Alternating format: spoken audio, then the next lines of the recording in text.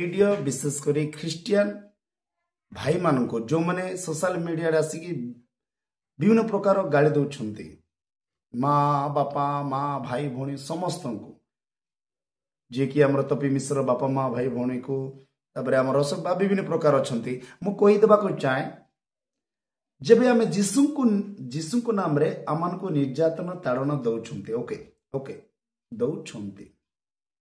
ता बोली कि आमे आमे जीशु को पाइच आमे ख्रिस्टियन बोली कि जीशुंकर नाम रे जो माने आमन को मिथ्या आरोप लगुछंती मिथ्या कथा कहउछंती आमे जीशु को सपोर्ट रे जदि आमे तांकर माँ बापा माँ भाई भौणी को गाली गुलज करिबा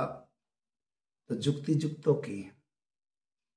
से माने तो अपनिंदा ताड़ना दउछंती बोली आमे तांकर माँ बापा माँ भाई भौणी को आमे गाली दउछु तेबे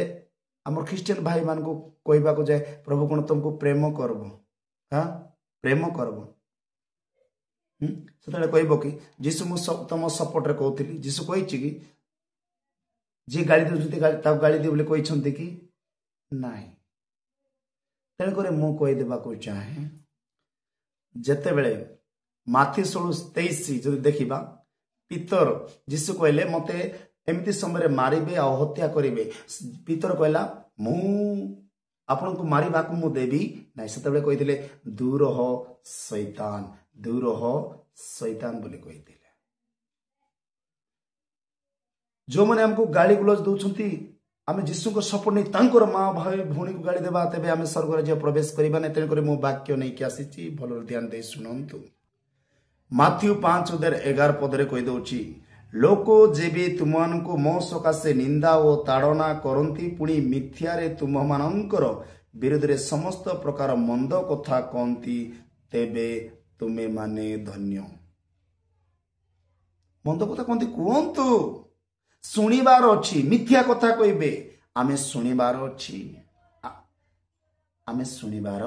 सी कहीदेला बोले आमे तार माँ भौणी को गाड़ी देवा समाधान हम ना भाई समाधान हम ना मु कही दौची आ 12 पद देखे आनंद करिवार अछि आनंद कर उल्लसित हुओ आनंद कर उल्लसित हुओ कारण स्वर्ग रे तुमानकर पुरस्कार प्रचुर हम शुणिले सिना प्रचुर पुरस्कार पाइबा जदि आमे शुणबा नहीं ताले पुरस्कार पाइबा को तो कही देबो चाहे प्लीज मो हाथ जोड़ुची सेमती भाषा माने कोंतु नहीं तमे जदि पारुछ जो माने कहउछंती से मान को तमे माने वाक्य देखि को वाक्य देखि को से मान को तेणुक बाइबल कहे जदि आम बाइबल देखा हित उपदेश 17:10 पदरे मूर्ख को 100 माड़ अपेक्षा बुद्धिमान को पदे अनुयोग अधिक काटे काटब ना से जदि ज्ञान होता एते रिप्लाई दौरान एते वाक्य माँ भौणी गाली गुलज कर बाध्य ना कारण ये लिखाई परा बुद्धिमान को पदे अनुयोग अधिक काटे से माने बुद्धिमान ना पूज अच्छी सहित तेणुक से प्रकार सहित लड़ ना